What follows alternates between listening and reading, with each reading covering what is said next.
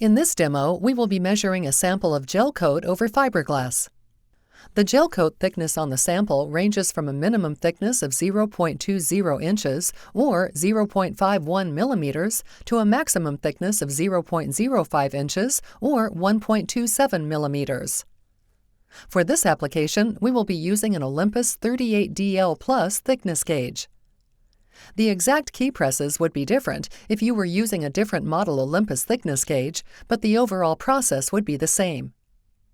For this demo, we will be using a 20 MHz M208 delay line transducer. For measurements involving thicker Gelcoat, the 10 MHz M202 delay line transducer can be used, but this is fairly uncommon. The first step in solving this application would be to connect the transducer and plug the transducer cable into TR1 at the top of the instrument. Then turn the instrument on. Once the instrument is on, press the XDCR recall key. Then press the down arrow to default single element and press Enter. Here you will see the list of default single element transducer setups. You'll notice that there are two default setups for the M208. One has a default setup for metal and is designated with the letter M, while the other has a default setup for plastic and is designated with the letter P. Since Gelcoat is more similar to plastic than it is metal, we will select the plastic setup. Press the down arrow to highlight DEFP2-20-M208. At this point, you can press the red Measure key to recall the setup, or press the Enter key to see the parameters within the setup. If you press Enter, you will see that the default setup uses a sound velocity for plastic. Since this is similar to the sound velocity for Gelcoat, we do not need to manually change it. At this point, you can press the red Measure key in order to recall the setup and return to the measurement screen. Now, with the current delay and range settings, we see the first and second occurrences of the interface echo off of the end of the plastic delay line.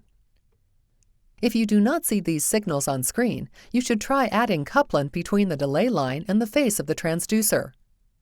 Also, make sure the transducer cable is plugged into TR1 at the top of the instrument. Since we are measuring a thin layer of Gelcoat, we should shorten our range so we have a clearer view of the measurement. To do this, keep pressing the blue Range key until the bottom right side of the screen displays 0.626. If you are using metric units, it will display 6.5. Next, we need to change the delay.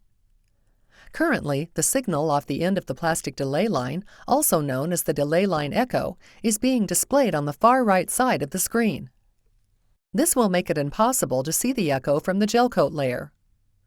To change the delay, press and release the second F key first, then press the blue Range key. The bottom left side of the screen will now be highlighted. Press the right arrow until the bottom left side of the screen displays 0.22. If you are using metric units, it will display 5.6. Now, the echo from the end of the plastic delay line is on the left side of the screen.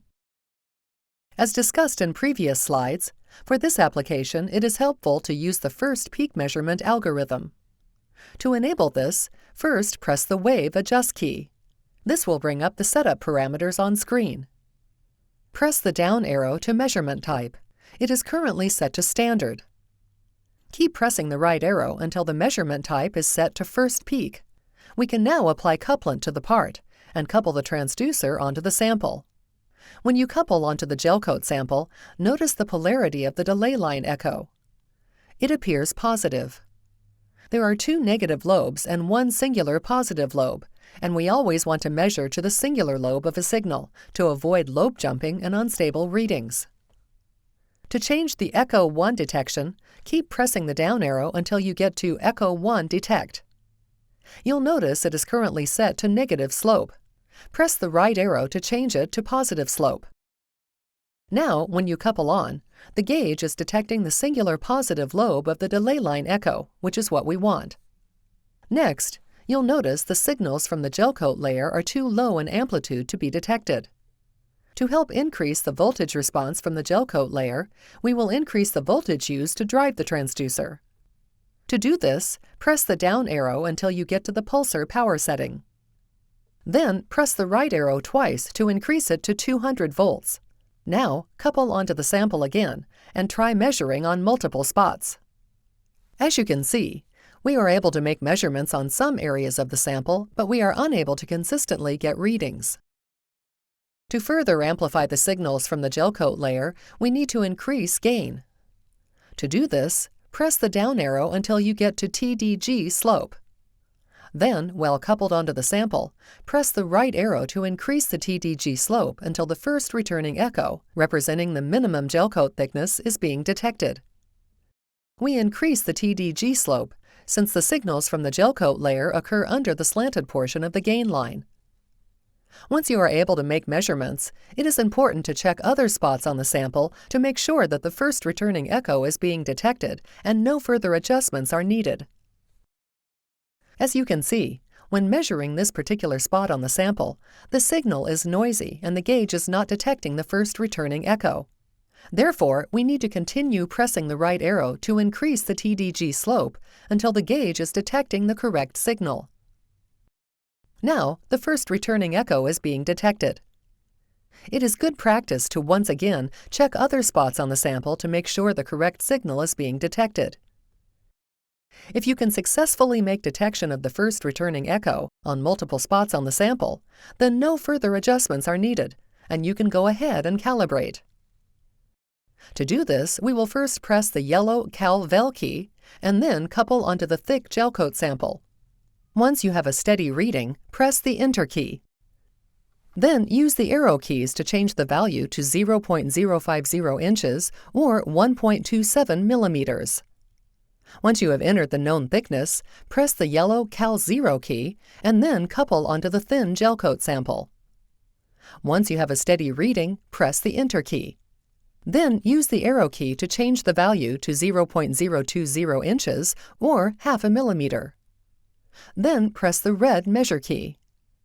As discussed earlier, you'll notice variations in thickness and echo quality when measuring from point to point on the same sample. In many cases, the same gauge that is used for Gelcoat measurement can also be used to measure total wall thickness. To measure the total thickness of the Gelcoat and Fiberglass sample, we would recommend viewing the Fiberglass and Composite Application Guide, where we use low-frequency transducers to make these measurements.